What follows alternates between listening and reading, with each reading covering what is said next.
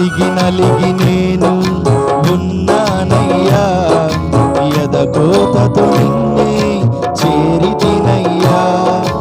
అమ్మలాగా ఆదరించే దేవుడవు, అనాథగా నన్ను విడువని దేవుడవు.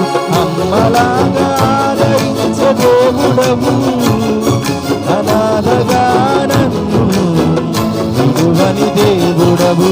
నీవే నా ఆధారం,